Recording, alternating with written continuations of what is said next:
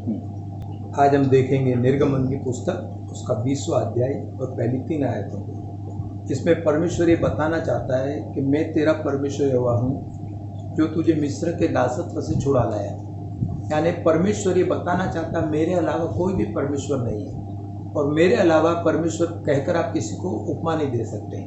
तो यहाँ पे क्या लिखा है, तब परमेश्वर ने ये सब वचन कहे कि मैं तेरा परमेश्वर यहोवा हूँ, जो तुझे दासत्व के घर अर्थात मिस्र देश से निकाल लाया हूँ। तो मुझे छोड़ दूसरों को ईश्वर करके न मानना। परमेश्वर इस्राएली लोगों को ये जताना चाहता है कि 430 वर्ष की गुलामी में तुमने कई देवी देवताओं के पास हाथ फैलाए होंगे, कई जगह तुम गए होंगे, कई जगह तुमने रोए होंगे, और काफ़ी समय तक तुमने परेशानी का सामना उठाया। 430 वर्ष के बाद तुम्हें याद आया कि हमारा भी एक परमेश्वर है जिसके पास हम दुहाई दे तो हमारी सुन सकता है। और तब आपने दुहाई दी और परमेश्वर ने आपकी प्रार्थना का उत्तर दिया, और उसके बाद उसने आपको दासत्व के घर से छुड़ाया। छुड़ाने से पहले परमेश्वर ने एक योजना बनाई, और एक ऐसे व्यक्ति को जो कि बाहर से आया है और आपके मिस्र में आकर रहता है, इब्री व्यक्ति मूसा, जो बाहर से आकर आपके बीच में रहता है, आपके बीच में रहकर के वो परमेश्वर के विषय में आपको बता रहा है कि हमारे परमेश्वर की सामर्थ्य बहुत बड़ी है, वो सब कुछ कर सकता है। तब जाकर तुमने उसकी दुहाई दी, तब जाकर तुमने परमेश्वर के पास प्रार्थना की कि परमेश्वर तू हमें छोड़ा। इसलिए परमेश्वर इनको इस अध्ययन में बोलता है कि मैं तेरा परमेश्वर यहोवा हूँ, जो तुझे दासत्व के घर अर्थात मिस्र देश से निकाला है। 430 साल की गुलामी के बाद, 430 वर्ष के आतंक के बाद परमेश्वर ने इसराइलियों को छुड़ाया है। और इसराइलियों को छुड़ाने के बाद वो इसराइलियों को स्मरण दिला रहा है, मैं वही परमेश्वर हूँ जो अपनी सामर्थ्य से तुम्हें मैंने छुड़ा लिया है। इसलिए मुझे छोड़कर दूसरे को ईश्वर करके न मानना, क्योंकि इन 430 वर्षों में आपने देख लिया कोई भी आपको छुड़ाने वाला नहीं मिला है।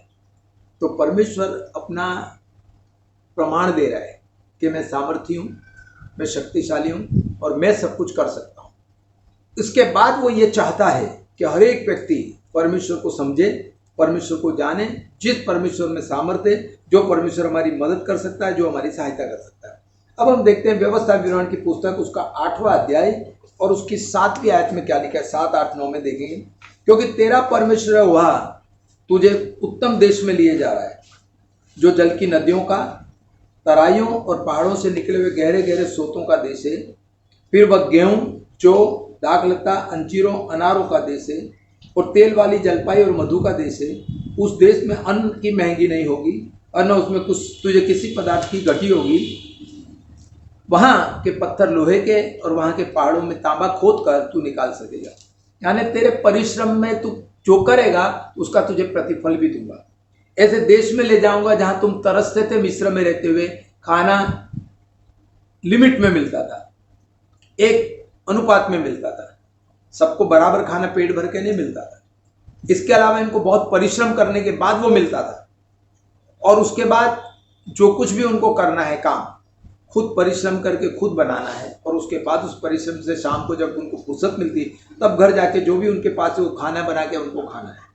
इसलिए बोलता है कि मैं तुझे ऐसे देश में ले जाता हूँ जहाँ गेहूँ है, अनार है, दाखलता है यानी फल भी है, जौ भी है, गेहूँ भी है, मतलब तेरे अन्न खाने का अन्न है, और तेरी संतृप्ति के लिए तुझे एक अच्छा स्वाद मिले, इसलिए फलों का देश भी वो है। फिर दूध और मधु की धाराएं भी वहां पर है, जो दूध तुझने शायद मिस्र देश में 430 सालों में नहीं पिया होगा, वो दूध और मधु वहां पर है। क्योंकि मिस्र देश से जब ये लोग निकले थे इनके पास भेड़ बकरियां थी, उनका दूध वो पीते होंगे। उसमें भी हो सकता है जो लोग इनके ऊपर गुलामी करवाते तो वो उनसे छीन लेते भी होंगे, जो भी है, लेकिन उनको जो अधूरापन था वो पूरा देने के लिए अन्न की महंगी कभी नहीं होगी वहां, और तुझे किसी पदार्थ की घटी नहीं होगी, और तू भूखा नहीं रहने पाएगा। क्योंकि मैं कहता हूं ये बात, ऐसा एक परमेश्वर जो हमको ये वादा करता है कि मैं तुझे अन्न दूंगा, मैं तुझे दाखमधु दूंगा, मैं तुझे दूध की धाराएं बहा के दूंगा, मैं तुझे सब कुछ करूंगा, मैंने तुझे दासत्व के घर से निकाला है, तो वो दावा कर सकता है कि मैं तेरा परमेश्वर हुआ हूं, मुझे छोड़ किसी और को परमेश्वर करके ना मानना, मुझे छोड़ तू किसी और की आराधना न करना, ये दावा कर सकता है। क्योंकि वो एक ऐसा परमेश्वर है जो महान परमेश्वर है, और इसीलिए वो कहता है। अब हम देखते हैं भजन संहिता का 18वां अध्याय, 18वें अध्याय के अंदर देखेंगे हम 18वां अध्याय, उसकी दूसरी आयत में क्या लिखता है। यहोवा मेरी चट्टान है और मेरा गढ़ और मेरा छुड़ाने वाला है। ये अध्ययन भजन संहिता के 101 से 41 तक पूरा का पूरा दाऊद राजा ने लिखा है। उसके बाद अलग अलग लोगों ने लिखा, सुलेमान ने भी, मूसा ने भी, कोरह ने भी और आकान ने भी, ऐसे अलग अलग लोगों ने लिखा है वो। लेकिन जो मुख्य अध्याय है उसमें दाऊद राजा जहाँ कहीं लिखता है, बीच में और भी जगह दाऊद राजा ने लिखा है उसके बाद भी, लेकिन जहाँ कहीं वो लिखता है वो परमेश्वर की महानता को जताता है। क्या लिखता है? मैं यहोवा मेरी चट्टान है, मेरा गढ़ है और मेरा छुड़ाने वाला है। ये दाऊद राजा को नहीं पता था कि इस्राएली लोगों को मिस्र में से परमेश्वर ने छुड़ाया। ये इतिहास केवल उसको पता है, इसने अपनी आंखों से सब कुछ देखा नहीं है, केवल वो इतिहास देखा है और उस इतिहास पे विश्वास किया है। उस समय के जो पुरखाओं से वंश चला आ रहा है, उन वंश ने बोला होगा कि हमारे दादा ये कहा करते थे, हमारे पिताजी ये कहा करते थे। ऐसे करके दाऊद ने सुना है और इसलिए दाऊद बोलता है वो मेरी चट्टान है, मेरा गढ़ है, मेरा छुड़ाने वाला है, मेरा ईश्वर मेरी चट्टान है जिसका शरणागत मैं हूँ। अगर दाऊद एक राजा होकर के जिसके हाथ में सारी शक्ति है, सारी धन संपत्ति है, सारा राज्य है और वो एक अधिकारी के रूप में कार्य करता है इसराइल के ऊपर, यहूदा के गोत्र के ऊपर, दोनों गोत्रों पे वो राजा बन के बैठा है। ऐसा एक राजा है अगर ये कह सकता है कि मैं परमेश्वर का शरणागत हूँ या उस परमेश्वर की शरण में मैं रहता हूँ, अगर वो ये कह सकता है तो वो ये बताना चाहता है कि धन संपत्ति या राज्य ये सब कुछ व्यर्थ है। मुख्य जो बात है वो परमेश्वर की शरण में आना है। और इसलिए परमेश्वर उस दिन भी और आज के दिन भी और आने वाले दिन भी परमेश्वर एक बात को दोहराता है कि मैं तेरा परमेश्वर यहोवा हूँ, मैंने तेरे लिए बहुत कुछ किया है, इसलिए तू मुझे छोड़कर दूसरों को ईश्वर करके न मान। वो पुराना समय था, आज का समय देखो, बचपन से लेकर आज तक हमको संभाला है, हर बीमारी से बचाया, हर परिस्थितियों में हमारी मदद की है, सहायता की है।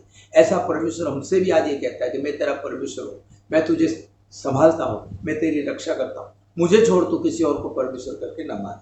और इसके बाद हम देखते हैं भजन संहिता का 25वां अध्याय और उसके एक दो आयतों को देखेंगे। 25वां अध्याय है और उसकी हम आयत को देख 11वीं आयत। हे यहोवा अपने नाम के निमित्त मेरे अधर्म को जो बहुत है क्षमा कर। अब पहले तो परमेश्वर कहता है लोगों को कि मैं तेरा परमेश्वर हूँ, मैंने तुझे छुड़ाया, मैंने तुझे माफ किया, मैंने सब कुछ किया है। अब दाऊद राजा इस बात को बताना चाहता है कि हमारा परमेश्वर ऐसा परमेश्वर भी है जो अधर्म को और पापों को क्षमा भी करता है। यानी ऐसा एक परमेश्वर है जो छुड़ाता है, गुलामी में से निकालता है और फिर वो अधर्म और पापों को क्षमा भी करता है, अधर्म और पाप की गुलामी में से भी निकालता है। यानी एक आत्मिक शारीरिक जो उसमें फंसे हुए हैं उसमें भी वो छुड़ाता है। तो बोले मैं तेरा छुड़ाने वाला हूँ, मैं तेरे अधर्म को क्षमा करने वाला हूँ, तेरे पापों को मैं माफ करने वाला हूँ। ऐसा मैं एक परमेश्वर हूँ। ये क्यों करता हूँ? अपने नाम की महिमा के लिए करता हूँ। तेरी कोई खूबी नहीं है, तुझ में कोई ऐसी योग्यता नहीं है कि मैं तेरे पापों को माफ कर दूं, ऐसी कोई धार्मिकता नहीं कि मैं तेरे अधर्म को भूल जाऊं, लेकिन मैं केवल अपने नाम के निमित्त, क्योंकि मेरे लिए कहा गया कहावत कि मैं दया करने में उतावला हूं, अधर्म को क्षमा करने वाला और पापों को माफ करने वाला। इसीलिए मेरे अपने नाम के निमित्त मैं तेरे पापों को क्षमा करता हूं, मैं तेरी बातों को सब कुछ अच्छी रीति से जानता हूं, मैं तुझे छुड़ाता हूं। भजन संहिता का 31वां अध्याय और उसकी 3री आयत में वो क्या कहना चाहता है वो हम देखेंगे। क्योंकि तू मेरे लिए चट्टान है और मेरा गढ़ है, इसलिए अपने नाम के निमित्त मेरी अगुवाई कर और मुझे आगे ले जा। पहले दासत्व से छुड़ाया, फिर अधर्म और पापों से छुड़ाया और फिर हमारी अगुवाई भी करता है। क्या बोलता है? अपने नाम के निमित्त मेरी अगुवाई कर और जहां भी मुझे जाना वहां तू मुझे सफलता के साथ ले चल, जहां मुझे जाना वहां तू सुरक्षित रीति से मुझे ले चल। और ये वास्तविकता थी। 40 साल मिस्र में से निकलने के बाद कनान देश में पहुंचते हुए 40 वर्ष बीते। 40 वर्ष में ये लिखा है कि ना तो उनके कपड़े पुराने हुए, ना उनके जूते फटे, और परमेश्वर सुरक्षित उन लोगों को पहुंचाया। लेकिन जिन्होंने विश्वास किया था, जिन्होंने उसका विद्रोह नहीं किया, उसका विरोध नहीं किया, उन सबको सुरक्षित पहुंचाया। 6 लाख लोग जिनकी गिनती हुई थी 20 साल से बड़े, उनमें से केवल 2 व्यक्ति गए, यपुन्ने का पुत्र कालिब और नून का पुत्र यहोशू। ये 2 को छोड़ के कोई भी नहीं गया, बाकी 20 साल से छोटे सारे गए। और जितने लोगों को परमेश्वर ले जाना चाहता था सब गए, क्योंकि उन्होंने विरोध नहीं किया था, अविश्वास नहीं किया था। अविश्वास उन्होंने किया था जिन्होंने परमेश्वर की सामर्थ्य को देखा था। और इसलिए परमेश्वर ये बोलता है मैं तेरा परमेश्वर यहोवा हूँ, तू जरा स्मरण कर कि मैंने तुझे कितनी बड़ी गुलामी में से निकाला, कितने बड़े अत्याचार से बचाया तुझे। अब तू मुझे छोड़ के दूसरों को मानेगा, मुझे कैसा लगेगा। ये परमेश्वर बताना चाहता है। ये वास्तव में परमेश्वर की एक खूबी है, एक उसकी दया और करुणा है कि वो हमारे ऊपर दया करके इस रीति से करता है। अब हम देखते हैं भजन संहिता का 79 अध्याय 79, उसकी 9वीं आयत। हे हमारे उद्धारकर्ता परमेश्वर, अपने नाम की महिमा के निमित्त हमारी सहायता कर और अपने नाम के निमित्त हमको छुड़ाकर हमारे पापों को ढांप दे। दाऊद राजा, यहाँ पर भी ये दाऊद राजा का ही लिखा हुआ भजन है, 79 आसाफ का भजन है। आसाफ उसमें क्या कहना चाहता है? हमारे उद्धारकर्ता परमेश्वर, अपने नाम की महिमा के निमित्त हमारी सहायता कर। ये भी दाऊद राजा से मेल खाने वाली बात लिखता है। तू उद्धार करता है, हमारे छुटकारा देने वाला है। तेरी महिमा होने के कारण, तेरी महिमा बढ़े इसलिए तू हमारी सहायता कर। हमारे पापों को क्षमा कर, गुलामी में से बचा ले, हमारी अगुवाई कर। और फिर कहता है तू हमारी सहायता भी कर। यानी परमेश्वर से आप जो भी मांगते हैं उस बात को करने के लिए वो हमेशा तैयार है, सहायता करने को तैयार है। और अपने नाम के निमित्त हमारे पाप जो है उसको ढांक दे, छुड़ा दे, ढांक दे और दोबारा देखना मत। ऐसा एक परमेश्वर संसार में दूसरा नहीं मिलेगा जो हमारे पापों को ढांक दे, उसको दोबारा ना खोले। ऐसा परमेश्वर कहीं नहीं मिलेगा। दूसरे अर्थ में आसाफ ये बताना चाहता है, ऐसा एक परमेश्वर है जो पापों को ढांक देता है तो दोबारा उस पापों को स्मरण नहीं करता, दोबारा उन पापों को आपको बताता नहीं, आपको घिनाता नहीं है। ऐसा एक परमेश्वर है। अब हम देखेंगे इसी भजन संहिता की पुस्तक 109वां अध्याय देखते हैं। 109वां अध्याय की हम 109वां अध्याय और उसकी 21वीं आयत को देखेंगे। उसमें क्या लिखा है? परंतु मुझ से हे यहोवा, हे प्रभु, तू अपने नाम के निमित्त वर्ताव कर। तेरी करुणा बड़ी है सो तू मुझे छुटकारा दे। बोले हे मेरे परमेश्वर, तू हम पर करुणा कर, हम पर दया कर, अपने नाम के निमित्त हमारे साथ वर्ताव कर। यानी ये क्या समझाना चाहता है? ये दाऊद का भजन है। दाऊद क्या समझाना चाहता है? अपने नाम के निमित्त हमारे साथ वर्ताव कर। किस रीति से हमारे साथ बातचीत करनी, किस रीति से हर दिन हमारी सहायता करनी, किस रीति से हमारी जरूरतों को ध्यान में रखना है, इस सारी बातों को स्मरण करने के लिए मैं तुझे कहता हूं। ये दाऊद राजा परमेश्वर से बोलता है, तू हमारे साथ ऐसा वर्ताव कर कि तेरे वर्ताव को देखकर हम तुझसे खुश हो जाए। और अपने नाम के निमित्त वो इतना अच्छा वर्ताव करता है कि उस वर्ताव को देख करके, उसका व्यवहार को देख करके हमें उसको बेहद प्रेम रखना चाहिए, उसको पूरा पूरा आदर और सम्मान देना चाहिए। उतना अच्छा व्यवहार परमेश्वर को छोड़ के कोई नहीं कर सकता। एक और आयत देखेंगे हम। आयतें बहुत सारी है जो हम देखेंगे। 143वां अध्याय उसकी 11वीं आयत। हे यहोवा, मुझे अपने नाम के निमित्त जिला, तू जो धर्मी है मुझे संकट से छुड़ा ले। अब यहाँ पर क्या बोलना चाहता है? ये भी दाऊद राजा का भजन है। हे यहोवा, मुझे अपने नाम के निमित्त जिला। दूसरे अर्थ में दाऊद राजा ये बोलना चाहता है, तू जो मुझे जीवन देता है वो अपने नाम की महिमा के लिए देता है। तू जो मुझे जीवन देता है वो अपने नाम के निमित्त करता है, तो क्योंकि तू अपने नाम की महिमा को खोना नहीं चाहता है। क्योंकि तू कहता है कि जो कोई मेरा भय मानता है उसको मैं दीर्घायु दूंगा, जो मेरा भय मानता है उसको मैं जीवन दूंगा, जो मेरा भय मानता है उसको मैं आशीष दूंगा, जो मेरा भय मानता है उसके वंश परंपरा में आशीष दूंगा। ऐसा एक परमेश्वर जो वादा करने वाला, जो इस अपने वादे को करके पूरा करने वाला, वादे को अधूरा कभी नहीं छोड़ा उसने। उत्पत्ति से लेकर के आखिरी तक देखो आप, एक जगह भी जो वादा उसने किया उस वादे को कभी तोड़ा नहीं। ऐसा सच बोलने वाला, वादे को पूरा करने वाला परमेश्वर दूसरा नहीं मिलेगा। इसलिए कहता है कि तू मुझे जो जीवन देता है वो अपने नाम के निमित्त देता है। मेरी कोई खूबी नहीं है, मेरे में कोई ताकत नहीं है, मेरे में कोई ऐसी बात नहीं है कि मैं जीवन जी लूं, लेकिन तू मुझे जीवन देता है। ऐसा एक परमेश्वर जो इस धरती पर हमें जीवन देता है। और अगर हम विश्वास करते हैं, पूरी रीति से उस पर भरोसा करते हैं, तो अनंत काल का भी जीवन देने का वादा करता है। अगर ये वादा वो करता है, जो वादे उसने यहाँ किए हैं वो पूरे किए हैं, तो जो वादे उसने स्वर्ग के लिए किए वो भी पूरा करेगा। ये विश्वास हमारे जीवन में आना चाहिए, इस प्रकार की बात हमारे जीवन में आनी चाहिए और उस परमेश्वर को पूरा आदर, पूरा सम्मान देना चाहिए। तो परमेश्वर आपको बहुत आयत की आशीष देगा। पूरी रीति से भरोसा करना चाहिए, क्योंकि परमेश्वर का वचन के विषय में साफ लिखा है कि ये परमेश्वर का वचन पवित्र आत्मा की अगुवाई से लिखा गया है। जिस किसी ने भी लिखा है उसने परमेश्वर की अगुवाई से लिखा है। इसलिए हम उस अध्ययन में गलती नहीं निकाल सकते, उस अध्ययन की कमी नहीं निकाल सकते, उसमें ना एक मात्रा बढ़ा सकते ना एक मात्रा घटा सकते, ना एक बिंदी बढ़ा सकते ना एक बिंदी घटा सकते। बाइबल लिखता है साफ, और अगर ऐसा करते हैं तो हमारा नाम जीवन की पुस्तक से हट जाएगा। अगर लिखा भी है तो हटा देगा, अगर हमने ऐसा कुछ किया है तो। ये समझाना चाहता है परमेश्वर। आगे क्या कहता है, 143वां अध्याय हमने देख लिया। अभी हम देखेंगे यिर्मयाह नबी की पुस्तक में क्या लिखता है। यिर्मयाह नबी की पुस्तक उसका 14वां अध्याय उसकी 7वीं आयत को देखेंगे और फिर 21वीं को देखेंगे। हे यहोवा, हमारे अधर्म के काम हमारे विरुद्ध साक्षी दे रहे। यहाँ पर यिर्मयाह नबी परमेश्वर की ओर से आज्ञा पाकर एक बात को लिखता है। इस्राएली लोगों ने ये परमेश्वर के सामने अंगीकार किया है। क्या बोलता है, हमारे अधर्म के काम हमारे विरुद्ध साक्षी दे रहे। हम तेरा साथ छोड़कर बहुत दूर भटक गए और हमने तेरे विरुद्ध पाप किया है, तो अभी तो अपने नाम के निमित्त कुछ कर। क्या बोलते हैं, हर एक मनुष्य आज अपने अधर्म को जानता है, हमारे अपने अंदर के गुनाहों को, पाप को, अपराधों को जानता है, और हम तेरा साथ छोड़कर दूर भटक गए। जब हम अधर्म में फंस जाते हैं, पाप में फंस जाते हैं, बुरी आदतों में फंस जाते हैं, बुरी शिक्षा में फंस जाते हैं, तो हम परमेश्वर से दूर चले जाते हैं, भटक जाते हैं, और हमने तेरे विरुद्ध में पाप किया है। फिर भी मैं तुझसे निवेदन करता हूं, अपने नाम के निमित्त कुछ कर, अपने नाम के निमित्त कुछ तो कर। ये निवेदन है, एक विनती है कि अपने नाम के निमित्त कुछ कर, यानी अपने नाम के निमित्त मेरे अधर्मों को दूर कर दे।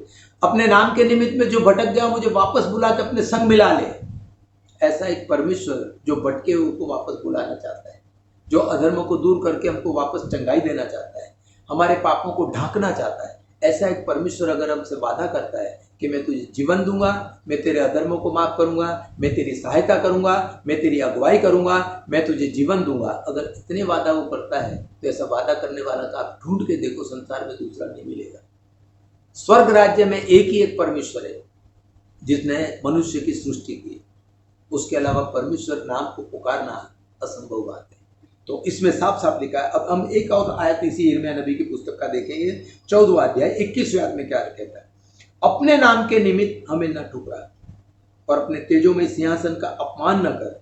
जो वाचा तूने हमारे साथ बांधी उसे स्मरण करके उसे न तोड़।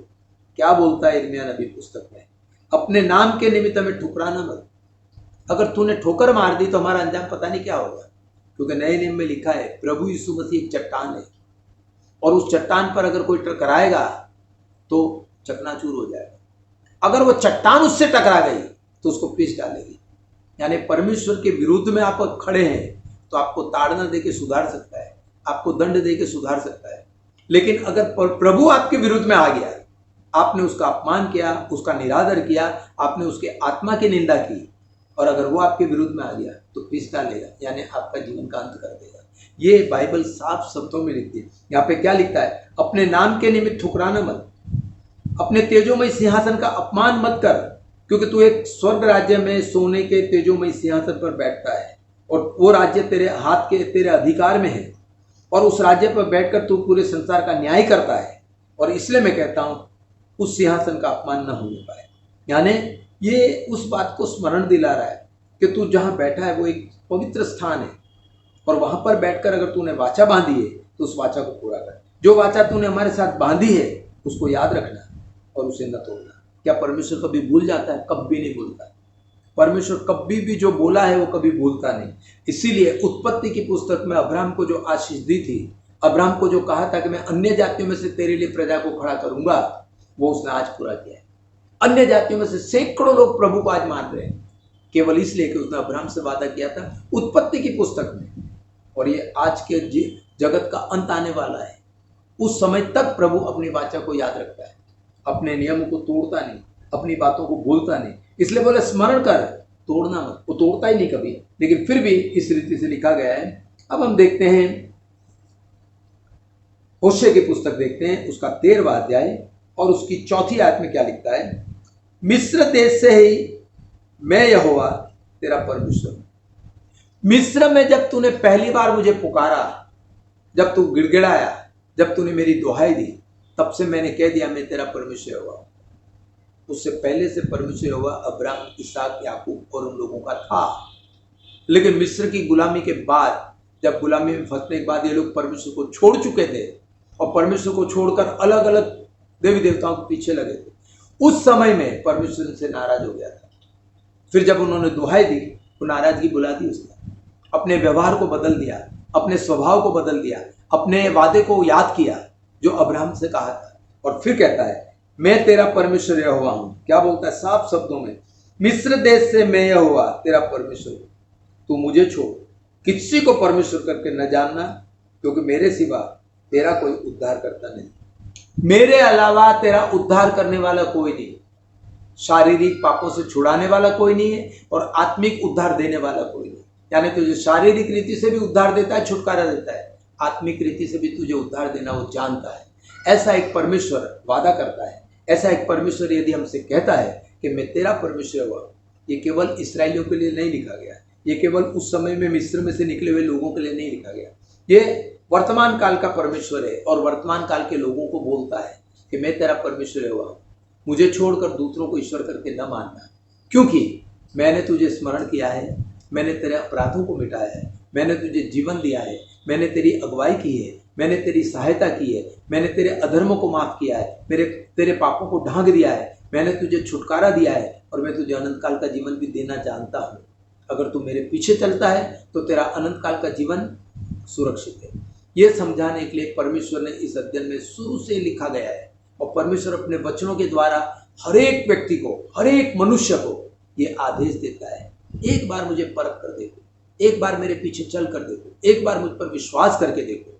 विश्वास करने के बाद अगर तुम्हें निराश होना पड़ा तो मेरा नाम बदल देगा। यानी परमेश्वर ये बताना चाहता है कि विश्वास करने के बाद तुम्हें लज्जित होना नहीं पड़ेगा, मुझ पे विश्वास करने के बाद कभी शर्मिंदा होना नहीं पड़ेगा, क्योंकि जिस पर तुम विश्वास करते हो दावे से लोगों के सामने बोल सकते हो कि मेरा परमेश्वर महान है, मेरी सहायता करने के लिए तैयार है, मेरी जरूरतों को समय समय पर पूरा करे। ये उसका एक दावा है, उसकी एक वाचा है, उसका एक वायदा है जो हमारे साथ बांधता है। ऐसा परमेश्वर हमें कहीं नहीं मिलेगा, ऐसा परमेश्वर दूसरा खोजने पर भी नहीं मिलेगा। सारे संसार में ढूंढ ले और आकाश में जाके भी ढूंढ ले, कहीं नहीं मिलेगा। ऐसा एक परमेश्वर जो हमारे सामने वादा करता है, ऐसा एक परमेश्वर जो हमारे सामने अपने आप को नम्र बनाता है और हमारी प्रार्थनाओं को सुनने के लिए तैयार है, हमारे निवेदन को सुनने के लिए तैयार है और हमारे साथ रह करके हमारी जरूरतों को पूरा करने के लिए तैयार है। ऐसे परमेश्वर को मानना हमारे लिए अनिवार्य है। जो कोई भी इस समाचार को सुनता है और जो कोई भी इसके वचन को समझता है वो वास्तव में परमेश्वर पर भरोसा करे, उसकी हर एक जरूरतों को परमेश्वर पूरा करेगा, हर एक आवश्यकताओं को पूरा करेगा। हर प्रकार की बीमारी, तकलीफ, कोई भी प्रकार की कमी क्यों ना हो, अगर उससे मांगेगा ईश्वर अवश्य पूरा करेगा। और अगर आपको प्रार्थना भी करानी है तो हमसे आप प्रार्थना करा सकते हैं। आज के इस अध्ययन के लिए हम परमेश्वर को धन्यवाद देते हैं।